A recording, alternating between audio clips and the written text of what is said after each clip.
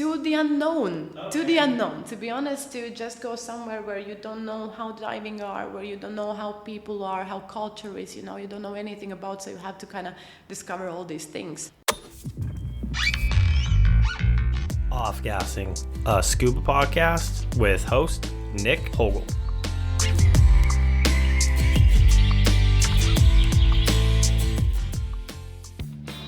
In this week's episode, I interview Elsa, a true adventurer. I first met Elsa while on a fun diving trip in Thailand. I was instantly drawn to her story, from hating water through her journey to becoming an instructor, the ups and downs of working in the scuba industry, her time through the pandemic, and her joy of the unknown.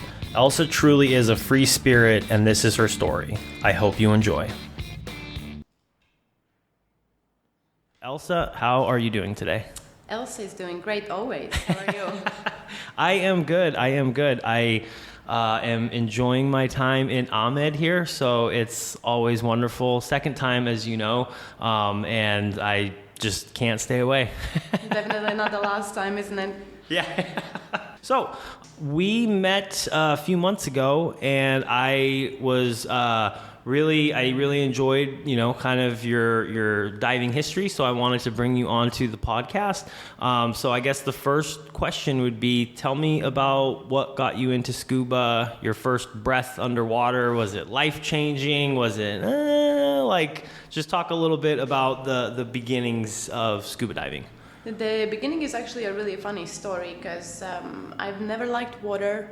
I didn't quite know how to swim. I was never the water girl, right? And I had a short holiday to Malta with my friend, and I don't know why, but it was my idea to try scuba diving. Okay. And looking back now, I was one of the worst customers, the type that instructor is holding both of your hands, you're standing in the water, shallow enough, you put your face in, and you go absolutely crazy. Like, no way, this is it, I'm not doing it, I'm out of it, And it's shallow waters, and I have my boyfriend at the time there telling me that I can do it, and I just want to punch him in the face, and I want to get out of the water, and this is not for me. And thank God I had a really, really patient instructor, and I had absolutely no idea, was it 5, 10, 20 minutes that he was holding my hand under the water? And at some point he kind of really pushed me down, and I saw all the fish around me, and that was it. And that was the moment when my body let go, my mind let go, and I was just doing its natural thing, breathing and being completely amazed by underwater. And since that day, I came out, and it was completely clear that this is what I'm going to do with my life. That is awesome. So did you stay around there to continue your scuba education? Or? No, that was not possible because we were just for a couple of days. But then I went back to my country. I moved on with my life, and I had this urge inside that I had to explore this thing. So a couple of months later, we organized a trip to Mallorca. Okay, real quick, where are you from? I am from Latvia. Okay. Which is a real country in Eastern Europe, for those who do not know, right? So we went to Spain, to Mallorca. One of the reasons why we chose Mallorca was also because I'm obsessed with Spanish language. I think it's the most beautiful language in the world. Okay. So it was kind of like, let's get the two birds with one stone. And we did our open water course in Mallorca. And then again, I went back home, and I was moving on with my life. And then the summer came, and I was studying again. So I enrolled in psychology studies, and the summer holiday, we have 3 months off. So I decided to go for an internship and become a dive master. Okay. So I went actually back to the same dive center.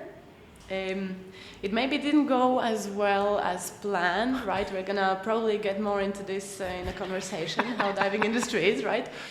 But I did my advanced course. I already taught some other people, which probably I should not have done, welcome to the industry. And then what happened? So when I started the dive master course, the dive center that I chose was run by a really good diver, but he was a commercial diver. Okay? And he was a little bit thinking that all these PADI standards and recreational diving, that's not serious enough. So he didn't quite care about the standards, but his perception was that, I'm going to teach you how to dive. Yeah, but it was with a little bit of rough methods.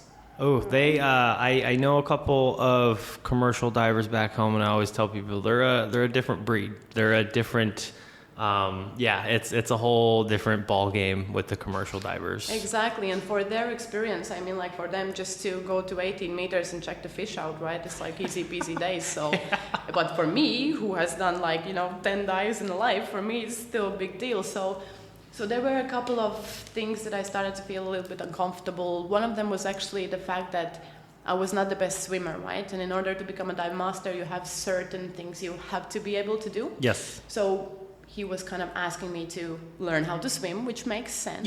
Yeah. But at the same time, he would come into the ocean and he would drown me like there's no tomorrow. Oof. Yeah. So in the sense that I was literally like super scared and uncomfortable and crying most of my days there.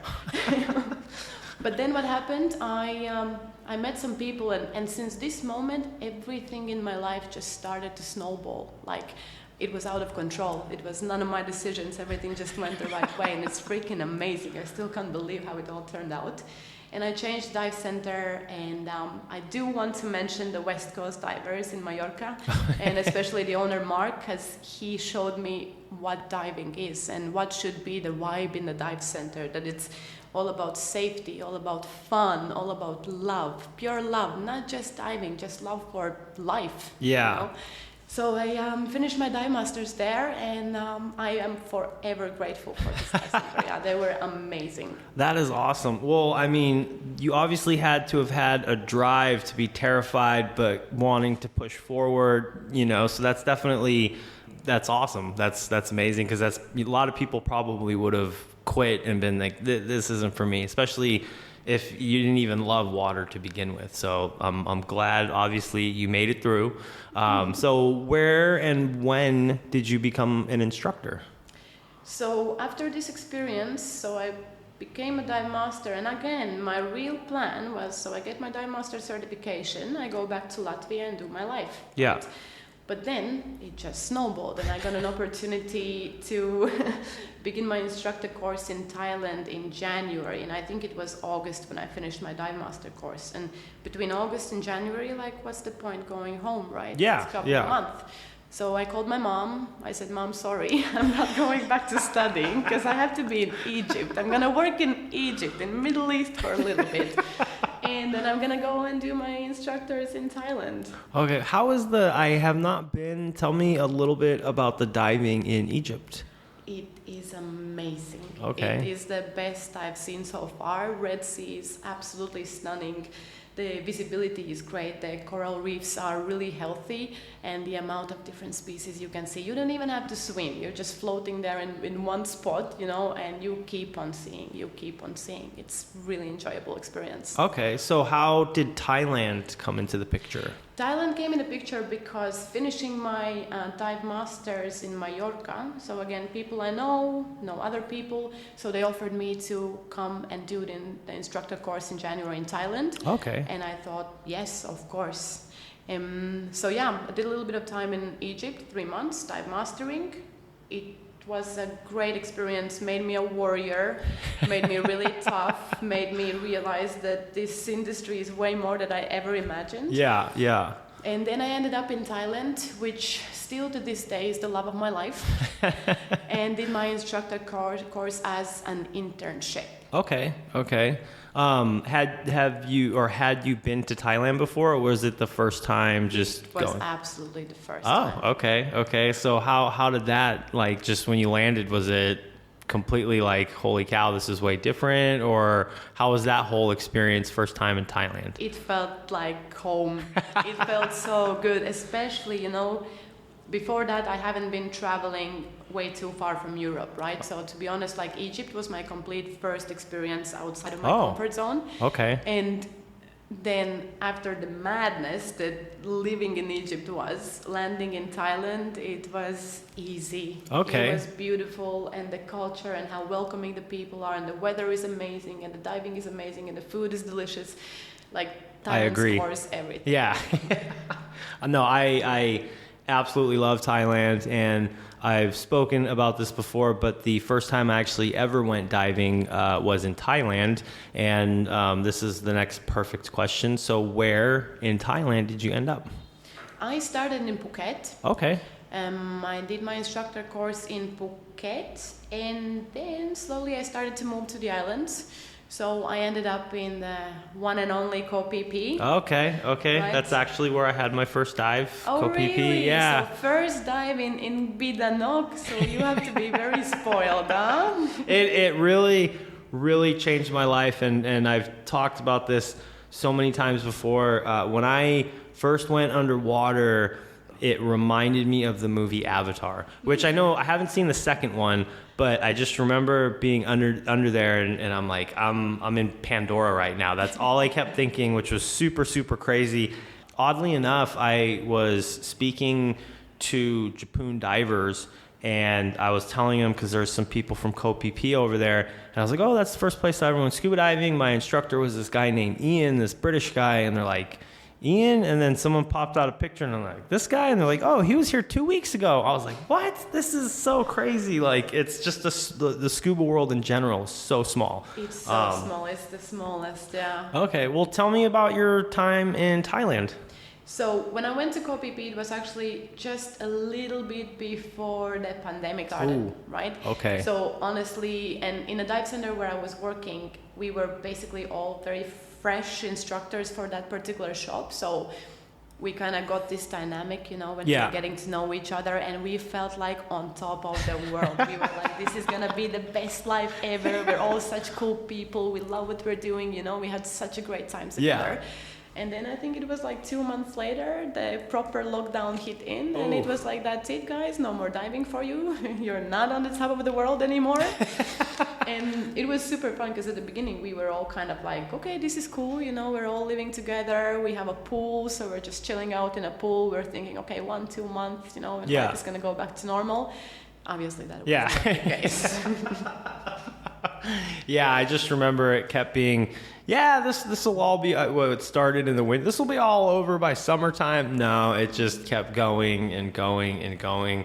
So was there, did it get to a point where there was diving again, or were there people traveling from within Thailand? How did that whole, that must have been a pretty rough, especially as a starting instructor. But at the same time, knowing what happened in Europe, we were super blessed, man. Like, we had all the freedom in the world. Like, we were safe on our little secluded island. Yeah. So the thing is, within 1 week, everybody left. Everything was freaking shut down. And those who have been on Koh Phi Phi, it's like 24/7 party. Oh, it never yeah. stops. Like, there's so many people, you can't walk the streets. And all of a sudden, within 1 week, everything is closed. And we were, let's say, around 200 farangs. So farangs is how they call us, the foreigners in Thailand. So we were at around 200 farangs left on the island, and diving was not allowed. Wow. So at the beginning it was not allowed. March it was not allowed, and I think, so there was a really cool dive center called Adventure Club, and the manager of the dive center at that time, he started to organize a pier cleanup, which was freaking amazing. So we started to literally take out trash from the small pier that you have on Koh Phi Phi. Okay. And within 2 weeks, we took out more than 20 tons of rubbish. Wow. Right? So let's not say that it was quite diving, but we were getting back in the water, and we were actually doing something that matters. Yeah. And it was wonderful to see how the community is coming together. Like, we were organizing shifts like in 3 rows, like in the morning, afternoon, and evening. Wow. So again, we would also kind of keep the distance. Yeah. So many people at the same spot. The local community supported us so much. So we had local people who are actually taking the trash out of our hands from the water and then sorting it and weighting it and figuring out what's happening with it. We had local community preparing food for us and while we are working. So it was really, really nice. That is awesome. And I must say it must have been a blessing in disguise, in the sense that, because obviously, yes, I've been to Phi Phi. I know it's the kind of, it's a party hub. Like, people go there to party.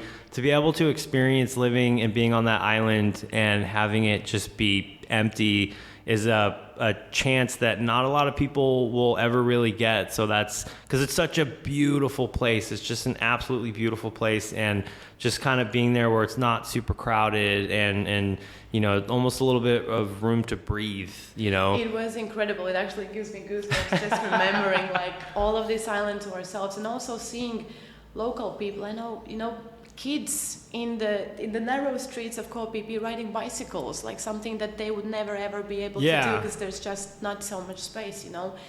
It was incredible. It was very, very a blessing to be there during that time, because yeah, as you say, not everybody sees that. And you go to any beach and there's nobody, and there's no drinking from buckets, and there's no party going on on the beach. It's silent. It was amazing. I enjoyed it a lot. But obviously what happens is like the more time passes by, the more the leftover people are also starting to leave. So at some point it did get a little bit depressing. Oh, I'm sure.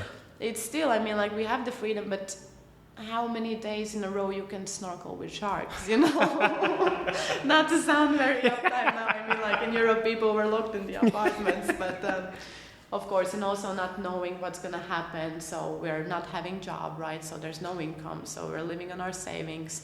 And it was a bit tough at some point, but still, again, I'm super grateful for the experience. I think it made me re-evaluate so many things and work with myself and how I'm perceiving things, that it really changed me in a good way. So when did things start picking back up over there? Was there like a year and a half? So I left Thailand basically in August, so that first COVID year. And before that, in summer, you had, exactly, some people who are already in Thailand, still kind of moving around between the islands. So, I mean, like I was working maybe 2 times a week. Oh, wow. As a freelancer, we had a couple of dive centers going out. Yeah.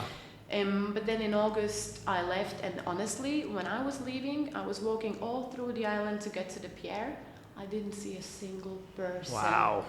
Walking with my bag, so it was absolutely crazy. That is wild. I mean, it's probably just a memory that's just burned into your brain, I'm Forever. sure. Yeah. Especially because I'm sure if you go back there today, it wouldn't be like that. You know, I don't know how much it's picked up, but I'm sure it has. I know traveling is kind of almost pretty much in full swing these days, so I'm sure it's kind of back to where it was, or I'm not sure. Do you still talk to people back there? I actually went back to Koh Phi Phi. Oh, okay.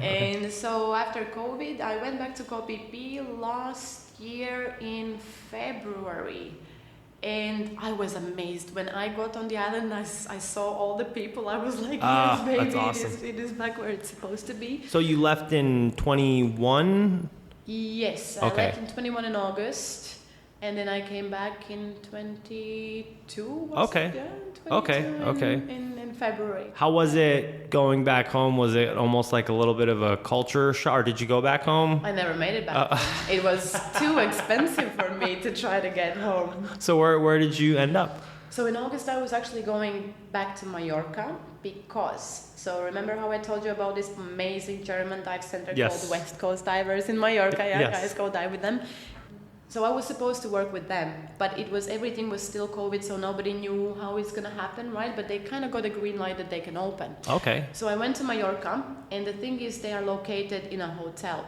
Okay. And then the government decided at the last moment that the hotel is allowed to open, but no water activities. Oh, okay. And this was one thing that also I will never forget, seeing Mark during this time not being able to open his dive center and constantly being told like, oh, you're gonna open, no, you're not gonna open, you're gonna open, you're not gonna open.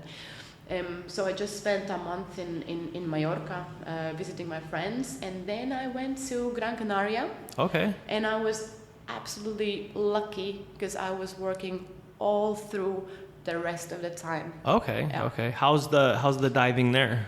It's really nice, and this is the one thing that you also know as a diver, that every place has something to offer. Yes. Right? Yes. Obviously, Gran Canaria is definitely not tropical, right? There's definitely not too many corals or colors under the water.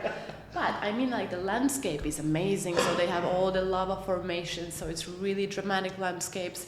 They have angel sharks, which are amazing, and octopus everywhere. Oh, everywhere. That's awesome. So many octopus, and they all want to interact with you and show off. So okay. I really, really enjoyed the time there. maybe there's a little bit, limited dive sites, and the conditions might be a bit rough, and the temperatures are cold, and everything is shore diving. And how was that for you, the cold temperatures? I mean, 7 minutes in a dive, I would be shivering, no matter what I'm wearing, no matter what temperature it is, but... So is it like 7 mils or 5 mils minimum? Well, in summertime, they're usually using 5 mils. Oh, but wow. I mean, like, I was with a 7 mil all the time. Okay. And during the coldest month, I was wearing a 5 millimeter ice vest on top, and I was still shivering. That's a lot of neoprene. And then you get, people who are coming for a couple of dives, like once, twice a year. Yeah. And they're making fun of you, asking, like, why are you wearing a 7 millimeter? Like, this is super warm. And it's like, man, not when you do it every day. Okay. And then, so after that, back to Thailand.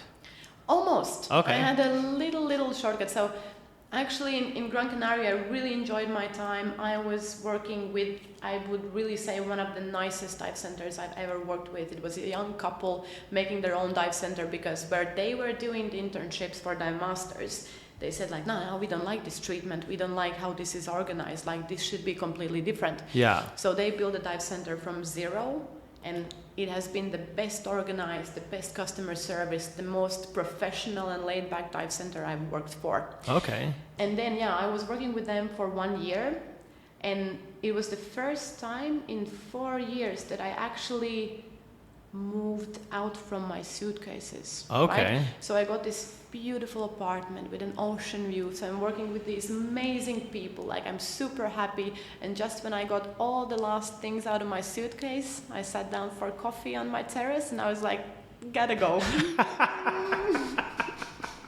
Just got that bug, that itch to get back to the unknown. Okay. To the unknown. To be honest, to just go somewhere where you don't know how diving are, where you don't know how people are, how culture is, you don't know anything about, so you have to kind of discover all these things. And universe sent me to Maldives. Oh, okay. And you know how every diver's dream is kind of, to end in Maldives. Yeah. at some point. I have not been, but I've definitely, I'll be honest, I've heard really good things, mostly from the people that just travel there for a short amount of time. And I'm sure maybe you'll have something to say, I'm not sure. But the people that lived and worked there, a little bit of a different story. And anything, I guess, too much of a good thing is not great. So I don't know if I'm going in the right direction, but tell me about your time in the Maldives. Yeah, you're absolutely in the right direction. I felt completely the same. I lasted 45 days. Okay, wow. Okay? And okay. I consider myself being a tough cookie, okay? But I lasted 45 days, because I was on an artificial island. Okay. So basically everything about my experience there was completely artificial. And as you say, when people are going there for a week of vacation, so they're living in their beautiful water villas, they're enjoying great food, all the water activities, right? But when you're working in a resort island like that, it's in my book that I'm going to write one day, this chapter is going to be called Not Allowed Man. Because absolutely nothing, the slightest joy you might find in your life was quite not allowed. Okay. You have the uniforms that you always have to be in. As a diving instructor, even if I need to get to the boat, which is like 30 meters from the dive center, I cannot go in a wetsuit. Okay, I have to have either my wet or my dry uniform on. I can change to my wetsuit on the boat, and the same coming back. All these super strict rules. We would be living in shared accommodation, and if I want to, let's say, have a coffee, I can do it in a canteen. If I want to take my coffee mug right there by the sea just to enjoy a little bit of privacy, somebody's going to come and say that I'm not allowed. Okay? Because the coffee mug cannot be taken out of the area. So it was a lot of rules, and a lot of these rules, it was like it didn't make any sense. It's like... And I was thinking that, okay, if I'm going to stay here for a year, which was the planned timing for the contract, I would never enjoy teaching diving again. Oof. And obviously the money is amazing. Yeah, the money is good. But for me, it just didn't feel worth it. Oh, if you lose that sense of freedom, then what's it all for? That's the thing. And this is the moment when I was thinking, like, look, here I can't even interact with guests, right? And I could as well be in Thailand and have a beer with them afterwards, which Yeah. is part of what makes this community great. Oh, it's the whole reason for me starting this podcast, because it's my favorite thing to do. You get back from a dive and you bullshit with the other divers about what you saw, what's your next destination, where you've been, just everything about diving. It's the biggest part of it, you know, and not even just the diving obviously is absolutely amazing, but just the connections you make and the people that you meet. Exactly. And it's really the full circle of things. And that was literally the reason why I loved and wanted to start this podcast, was just because I just want to talk to other divers and tell me about your story. Here's a little bit about my story, you know. And so I haven't heard that much about the Maldives, but definitely I've heard, like I said, for the vacationers, amazing. If you're there for a week, you fly in, hang out, leave, probably amazing memories for a lifetime. But I have heard working there is definitely a little bit of a different story. So. Another thing I was really surprised about, and I mean, like, this might sound super weird, but it was pretty racist in a sense. Really? Like, you have this segregation, like you have these white privileged people coming and working, right? So my salary was a completely different number than any of the local people. Okay. Right? And then kind of like, to put it very easily, from what I saw in the compound where I was living, so let's say we're white privileged, so we would share 2 people, 1 room, right? Okay. Then we get next to Asians. Like, we had a lot of masseurs from Malaysia, and they would be 4 people sharing a room. And then you get to Bangladeshi crew, okay? And that's tens of them being in 1 room. Wow. Yeah? And again, for me, it would be the basic salary, it would be the percentage of everything that they make, right? So quite a lot of money. And then the more you go into more people living in 1 room, the less money comes in. Oh, wow. So it was very, very hard for me to kind of accept that this is normal, you know. I don't think it's normal. No, for sure. So 45 days. 45 days. So that must have been a pleasant ticket out of there, I'm sure. Just happy to go. Absolutely. Okay. And I was even more happy because I was returning to Thailand. Oh. And I was counting the days since I left Thailand. I was counting the days to go back. So yes, and then I went back to Koh Phi Phi, went back to the dive shop that I started working with before COVID hit, and had a really, really nice, amazing year living in freedom in Thailand.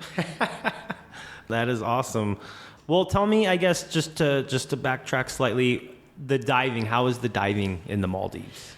Well, I guess I was not very fortunate because I was in the central part of Maldives. Yeah, I was very, very close to Male. Okay. So diving was not the greatest. It was definitely not those Instagram videos that you see. Absolutely not. And another thing that I will never forget, so one of the dive sites that we had, kind of like a house reef, let's say, you would have a nice wall dive, and it's relatively healthy. Yeah. And then as you take the corner, as far as you can see, everything is dead. And then you surface, and you are in front of these amazing water villas that cost shitloads to stay, you know?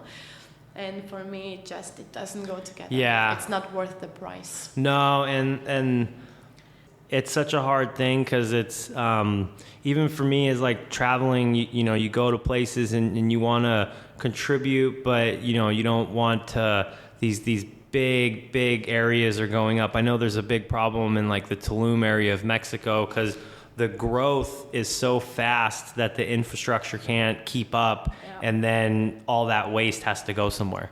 And it's kind of a bummer because when people discover these absolutely beautiful places, then just the masses rush there, and then it's not so much like that anymore. And that's definitely kind of a bummer to hear things like that because unfortunately it's what we do, I guess, as humans. And it is what we do. We just destroy. I mean, it is what we do. And I mean, like, of course, also as a diver or diving instructor or anybody who has ever had this diving experience, you will change your habits and you're gonna do things trying to protect the oceans and the planet Earth as best you can, right? But when we're looking at the big picture, it's a very, very small difference that we're actually making. Oh, it's insane because, when I first got into diving, you hear about the conservation, and it's like, oh, we got to keep everything nice, for the future divers.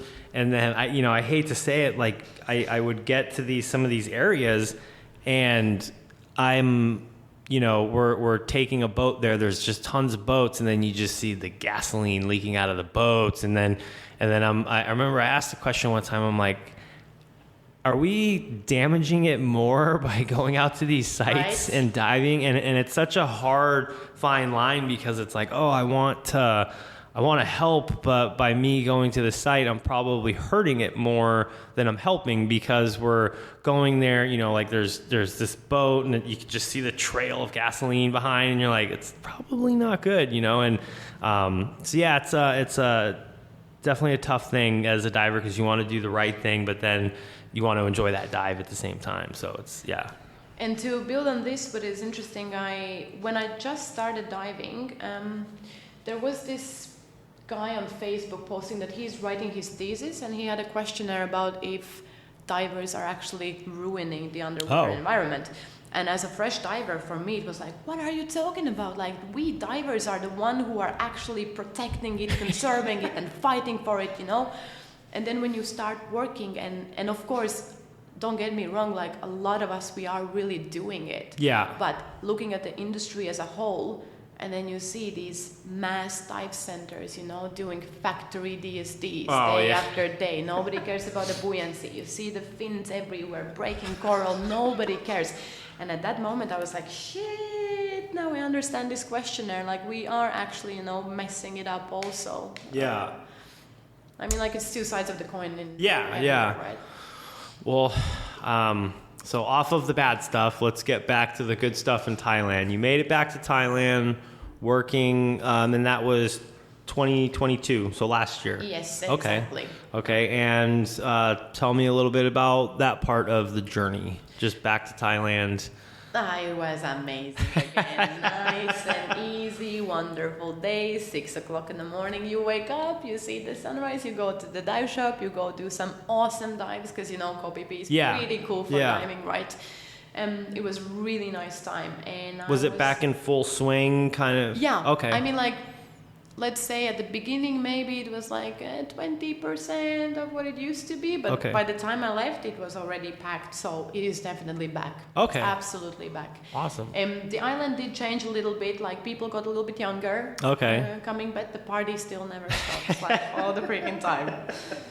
So yeah, I lasted there quite a long time, and then the one thing is that usually in Thailand, I mean, this comes to the fact that sometimes, most of the times, most of us are working illegally, right?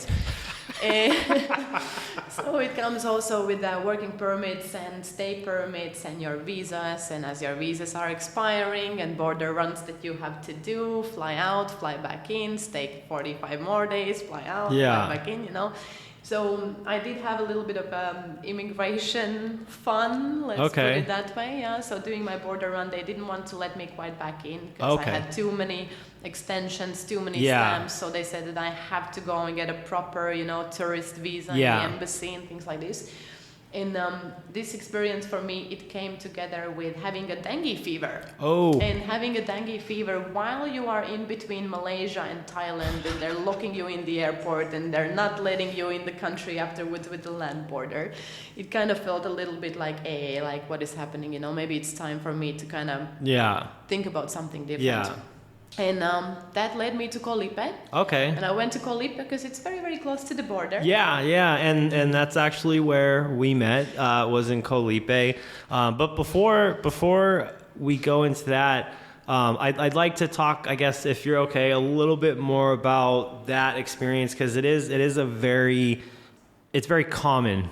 A lot, just kind of the border hopping and this and that. I mean, anything else you'd like to kind of say on that note? Because, I mean, we all got to admit, and depending on what you're doing, when you're fresh out of open water, they're kind of selling you the dream, like, oh, we're going to do this, we're going to do that.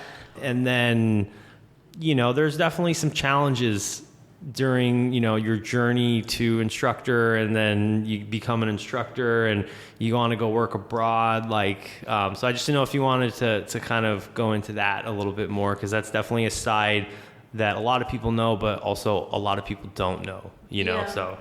Absolutely. I mean, like, it depends where you want to go with this and what is your purpose of this. Like, do you want to just, you know, travel the world and work 3 months here, 3 months there, and then another country and another country? Then, of course, you're hopping, and most of the times you will be working on tourist visa that in case the immigration catches you, it's not all rainbows and unicorns anymore. Yeah? So it's a lot of fines. It can be jail time. It can be you're getting deported from the country. You are getting banned in the country. And obviously, talking about jails and things like this in third world countries is probably not the best experience you would like to have in your life, right? And, but again, it's not everywhere like that. Like, there are ways to work legally. In Thailand also, you can actually get the work permit. In order for you to get a work permit in Thailand, so the company has to have a certain amount of local people employed in order to give out this work permit. This work permit is also going to cost. And again, not every place is the same, but usually they do not cover it for you. And it costs roughly around 2,000 euros. So this is the question. If you want to invest this money to stay 1 year and work legally, if the dive center you are in is actually able to provide you with one, so then life is easy game. But again, with so many diving instructors in the world, and also what you're saying, fresh instructors, the dive center will always have somebody who is agreeing with the conditions of not being legal, you know, getting salary only based on commissions. And somebody will always say yes to these conditions. So they kind of get used to that. This is easy. I mean, like 3 months and the next person is going to come. You know, it's going to be easy days. And in KPP, for example, we were working like crazy. We were working every day, no days off, like 7 o'clock in the morning until 10 o'clock at night. And we do it because we freaking love it. We don't know any other way, right? And then sometimes when you get the immigration on the island, you finally have 3 days off. And you have to stay away, and you can actually go and explore the island, go have a beer somewhere in the mountains, you know? That is the fact. And it's not just in Thailand, it's everywhere. Also here, like now I'm in Bali, and here it's a little bit more serious. I mean, it's not so relatively easy as in Thailand, that maybe you can pay them off, you know, and kind of get around with it. Here is way more serious. And again, it's the same thing. You have to invest in a work permit, which costs around 2,000 euros, which allows you to stay for 1 year. And then it's the question, do you have the funds to actually, because I mean, like, we're not making the best money out of it, So do you have the funds, and are you willing to commit for a year, not fully knowing how working in the exact dive center is going to be? So again, it's a lot of things to think about. It's a roll of the dice, I guess, huh? Exactly. And that's definitely, it's good to hear stuff like that. And, you know, because like I said, we do, in a sense, when you're going for that instructor card, you're getting sold this dream, and definitely people, there's people that make it happen, you know. I mean, and you're doing it, you know, like, you're definitely doing it, but there's definitely some bumps in the road along that path. There is, but it is still, I would never change this for anything else in the world. I mean, like, for me, there's nothing else. I mean, this is my life. I can't be without it. And again, if you want to have an easy days, right, you have a European passport, you go work in Malta, you go work in Spain, you're completely legal there. I mean, you have way better chances of doing this legally and nicely than if you get to Asia. No, and I wish there was just better diving in the United States, because I could go work there legally, but we got Florida and Hawaii, but definitely not a lot of good dives there. So, well, okay, so tell me more about Kolipe. So that's actually where we met. I went there for some fun diving, and you were my guide. And I must say, we had probably one of my favorite dives. It was super awesome because I think I was there for about 4 or 5 days, and most of the days, you know, there was I think there was max like 4 divers total, 5 divers total. I can't exactly remember. But the one, I think it was the last day I got to dive with you, it was just me and you, and it was awesome. That was awesome. Absolutely awesome. Just total total fun dive. Because even so, I'm sure some of the listeners out there know I am an instructor. So most of the time when I'm in the water, you always kind of have that radar on. Even if it's a fun dive, that radar is just always on. And it was just awesome. We went down, just hung out. It was just a blast. So thank you very much.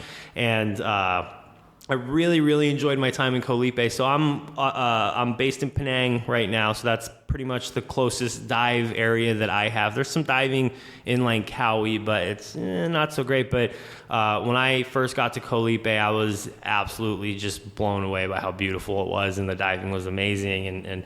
So tell me a little bit about your time in Koh Lipe. I have to also start with saying thank you so much for finally taking me out for a proper fun dive. Like, no stress in the world, just looking for those nudies. Yeah. It was really amazing because, as you say, we're always having a guard on, right? And you also joined me for dives where we had some fresh certified as also divers with us, and you were helping me out quite a lot, and you saw how freaking messy it was. And this is maybe the one thing that they don't tell you when you're becoming a dive pro. Like, even if you're going to be just guiding the divers, it's not all, again, rainbows and unicorns, right? Yeah, you get challenging dives also. I arrived in Koh Lipe basically to kind of have my last chapter in Thailand. I'm close to the border and I can figure out where to go from there, right? Then I did start to work with a different dive center, and again, as every place in the world, every industry in the world, you have the good guys, you have the bad guys, you have the people you can work with, and you have the people that you cannot work with. And this dive center was the one that, we were 5 instructors leaving basically in 1 week. Ooh. It was just way too much. Like, we were low on staff, so we were overworked, and there was a lot of organizational issues going on that, for me, it was just not acceptable. Yeah. And at this point, after being instructor for a little bit over 3 years, when I see red flags, I leave. Yeah. I don't wait anymore. I leave. I've been through hell, right? And then what I did for the last month in Koh Lipe, I was freelancing for the first time in my life. I'm freelancing where I met you, and it was awesome, right? Because as a freelancer, I actually said, look, I'm not doing any courses, I'm not taking any first-time divers. This is my last month in Thailand. I just want a freaking fun dive. Yeah. And again, I fun dived with you. You stayed 4 or 5 days with us. I was there for a month, and you were my first real fun dive. We'll talk a little bit about the freelancing for the listeners out there that don't really know what that is. So you're not affiliated, but you're just kind of floating around working for this shop, that shop. So obviously it has its benefits. Absolutely. Especially in Thailand, work is organized a little bit different than, let's say, for example, in Europe. In Thailand, you would do your diving shift, and you would also have your shop shift. So basically, it means that you're sitting in front of the dive center for, let's say, 4 hours, and you're interacting with people. You're trying to sell diving. You're trying to sell the courses, explain what's happening. Yeah. And again, depending on your personality, some people are naturals to this. Yeah. And I actually did enjoy it because, I'm selling diving. It's freaking awesome. It's an amazing product to sell. Yeah. But obviously you have to be there and you have to do this. Yeah. And if you're freelancing, usually this is not your case. So you go, you do your dives, and you go home. Okay. You have a power nap in the middle of a day. You don't have to do the shop shift. And also, obviously, if you're freelancing for different dive centers at the same time, it's kind of also your call. They give you a call, we have this and that for tomorrow. Are you in? And you can decide, do I want to do this? Yeah. Or maybe I have a better offer, Because also when your salary is commission-based, it kind of depends on what you're doing. Obviously, you're going to get less money guiding certified divers, and you're going to get more money actually doing the courses. So then it's up to you to decide what you want to do with it. All right. I actually enjoyed it a lot. I was I still couldn't believe the whole year there, and in the afternoon I come back and I don't even have to wash the gear, and then it's this is it. I can go home and have a power nap. What am I supposed to do with my time? The midday power naps are always an enjoyable thing. I think that's probably one of my favorite things about fun dive trips is I'll just go on a dive, come back, take a little bit of a nap, and then, when the weather cools down a little bit, go out, get some dinner, hang out, relax, enjoy a beer, and then start it all over again the next day. Exactly, easy days. So Colipe, and then you left Colipe, and now we are in Bali. So talk about that a little bit. Yeah, so after Colipe, so I was looking where to go. Obviously, Bali is very close, easy to fly in. And we all know that diving in Bali counts as the good one, right? And here in Amed, we have a lot of macro, we have a lot of cool stuff. There's some serious shipwrecks around also. And so I was looking for a position. I got a position. I came. And so then what happened? Again, this is on emphasizing, like, I believe that there are different approaches on running a dive center, different approaches on teaching diving, and there is no, I cannot say that there's a right or wrong one, right? But there is the one that fits you and there's the one that doesn't fit you. For me as an instructor, what is really important is, first of all, that I work very individually. I cannot have the same approach for every person because every person is completely different, and it's two absolutely different cases. If you have somebody who doesn't know how to swim and wants to try diving for the first time, or somebody who has made a decision to go for the open water certification. So in a dive center where I landed first in Bali, it was a very easy approach, same for everybody. The owners kind of have their way of working, which is fine. It's their dive center. I mean, like, they can do whatever the hell they want, right? It just didn't fit me because I was asked to kind of lose my personality and go with this copy-paste briefings that I believe you can as well put a video on. And also one of the reasons why I love this job so much is because I can be myself. And when I'm working as myself, I do the best job ever because I'm passionate about it, you know. I don't have to think of what I'm doing. I just do what I do. And so in this dive center, it kind of didn't feel that this is the place where I can be myself. So not the first time, so I decided to leave and take a leap of faith and see where it brings me. So now it brings me to a resort life in Bali. We'll see how that's gonna go. Awesome. So the Bali experience so far is a little bit of a rocky road, but that's nothing new. And then it seems to be working out pretty well for you right now. Yeah, that's the thing. Look, things are always working out for me. And since I started diving, it really is like this, and I fully trust life that is going to bring me places. And if something doesn't work out, it doesn't have to work out. Like, it's perfectly fine because you're gonna get to the place. No, that's awesome. And this is again, it comes together with this little bit the vulnerable position that you are. So when you are changing the country, so you come to a new place, you don't know anything about the culture, you don't know how to get yourself around, you don't know how to find a place to live, you don't know how diving is going to be, how your team is going to be, but you're arriving, and it also comes together with all the legal perspectives and the visas. So when you arrive to a new destination, you are a little bit vulnerable because you have just invested your money, your time, you're in this new location. So I believe a lot of times people are just going through whatever experience they're having because it's not so easy to just say like, okay, fuck it, I cannot do this, I'm gonna change something, right? For me, at this point, it's pretty easy because I'm not so fresh anymore. And I know that there's so many really great dive centers to work with. It just depends on a little bit what you are looking for. For me, it has to be a passionate way how to work. I don't want to be a factory instructor. I don't want to make, 10 courses a week. Like, it's not for me. I want people to love diving. I want them to continue diving. I don't want it to be like pum pum pum next. No, and I agree. And actually, I love that because that's definitely, you're looking at it, the glass half full rather than half empty. Because there's always going to be bumps in the road, and it's just kind of how you take it, how you handle it. And so I'm really glad that it's working out here for you, and I'm really glad that we got to meet up and record this. So where do you think Thailand will be back in the future, or what do you? Because there's definitely a love there I can sense for Thailand. So do you think you'll end up back there, or are you just gonna kind of see where the road takes you, or the boat, I should say, where the boat takes you? Well, Thailand for sure is gonna be back. I don't want to go back to the places where I have been already. I understand. Because I mean, like 71% of the world is ocean, right? So I mean, like there's plenty of places to go and discover.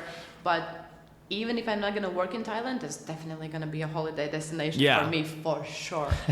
Next things we'll see. I'm planning to really try to stay a year here. Okay. Make some money, because in a resort, this is where you can actually make some money when you're working in diving.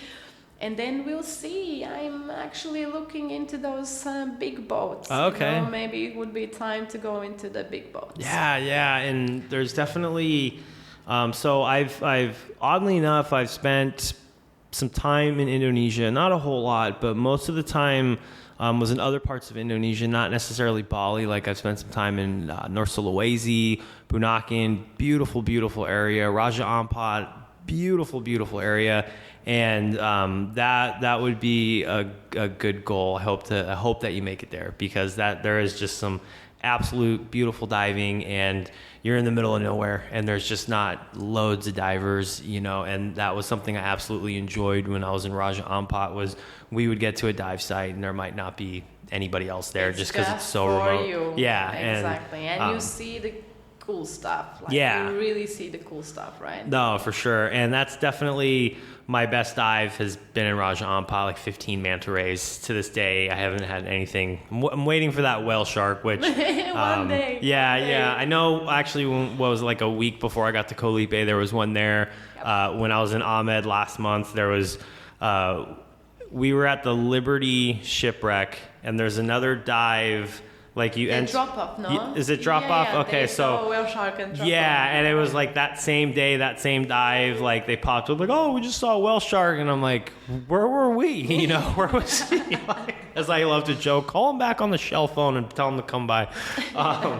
But okay, well, so like what advice would you have for a new up and coming instructor? What would you like to kind of warn them about, tell them about, you know, like any advice for those newbies that are going into their IDCs, completing their IEs?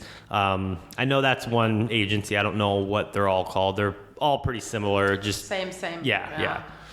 I would say, guys, if you love it, freaking go for it. Okay. It's a roller coaster. It's an amazing lifestyle, but the thing is, it has to be your lifestyle. If you're going for it because you think you're gonna make money and you're gonna travel the world, it's not quite gonna be the case. I mean, like, it's not that we don't get any money, right? But we're not gonna be rich. Yeah. And if it's your passion, you're gonna be absolutely happy with it. But if you roll into it for the money, after 2 years, you're gonna be one of those instructors that when I go first time diving and freak out, you say, okay, that's it, no diving for you. And that is the worst thing that can happen. Oh, like that would be the worst nightmare for me. When I would feel that I don't have patience for people, that's it. Yeah. I'm leaving diving. But apart from that, it's amazing life. You meet people from all over the place. You make friends from all over the place. So wherever you're traveling next, you're definitely going to have a couch to sleep on. Or a person who brings you from one airport in Rome to another one in the middle of the night. I mean, it's amazing the connections that you are making, and also the fact that the diving community, we are so welcoming. We are so friendly. We don't judge people. We all do the same thing, and in some places maybe we do compete with each other a little bit, but not so much. I mean, like at the same time, we all have the same goal and the same love for diving. Yeah. So it's a great community to be in. Okay. Well, any final thoughts from you? Anything else that you'd like to, say, or what's on your mind currently?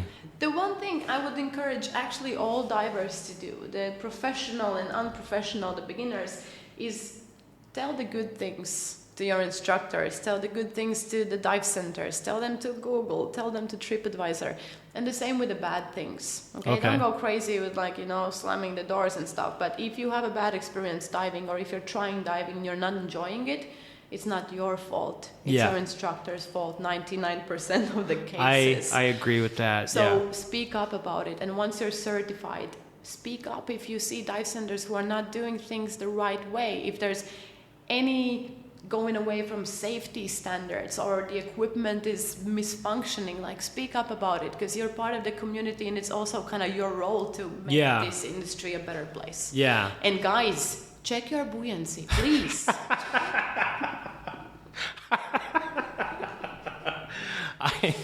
Words of wisdom right there. Words of wisdom.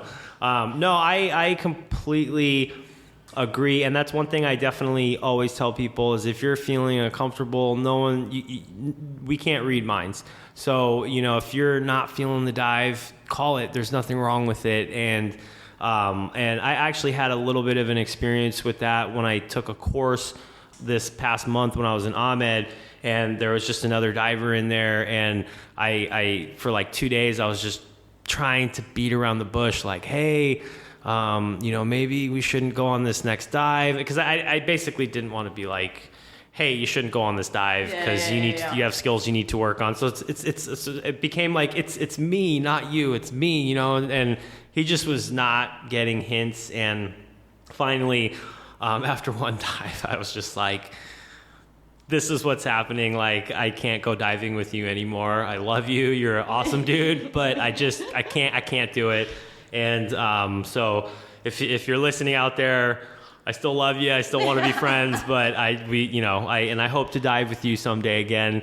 But just at that time, I was like, okay. And so I even, had to learn how to speak up, where I was just kind of beating around the bush when I'm like, hey, I just need to be direct. And after the fact, I told the instructor, I was like, I got so much value in that, because I can beat around the bush sometimes. Sometimes I'm not as direct as I should be. Yeah. And it worked out well because I felt better about it afterwards. Obviously, there's a safety standpoint, and so if you see something, speak up, And this is also people who, if you're diving in conditions you've never been diving before, let's say currents, tell this to your instructor. Yeah. Me as an instructor, if somebody tells me I've never done this before, I feel concerned, or maybe I'm on this medication, is that okay? Yeah. I appreciate it so much. Oh, yeah. It's amazing to know, it's nice to have this heads up, and also it's about evaluating your own ability a little bit, more realistically, because this is also the one thing that I see in some places, especially when it comes to factory divers. You certify people and they feel like, I'm an open water diver, I know everything. I did 4 dives in Koh Tao, each of them were 20 minutes, like I'm the best. Look, and this is something that is happening in this industry, that in some places they don't teach you diving, they sell you certification and they sell you confidence, which has 0 grounds to it. And this is when diving becomes dangerous. 100%. It's not awareness that, guys, this is a super safe activity, but it's not playing beach volleyball, okay? You have to follow the rules. You don't follow the rules, we're talking about being under the water. We're in a foreign environment, and things can go bad, and it's such a, it's hard, because I like tell people, I'm like, diving, it's really safe, it's a fun sport, but just treat it right, because the minute you don't, it can be not forgiving. And that's because I never want to scare anybody away from the sport, because I love it so much, and I just want the whole world to be underwater, enjoying the fishes and Nemo and the turtles, Crush, whatever Nemo's friend is.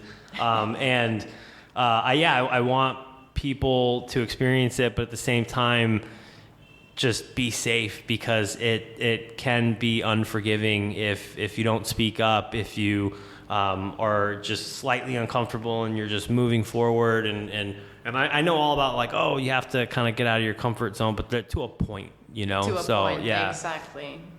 Well, awesome. I had a wonderful time, and thank you very much for coming on the podcast. Thank you for having me, and all those new instructors. We can do it. Like, let's make this industry great again, guys.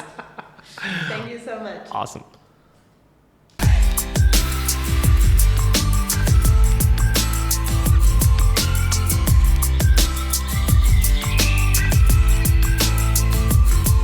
Offgassing, a scuba podcast.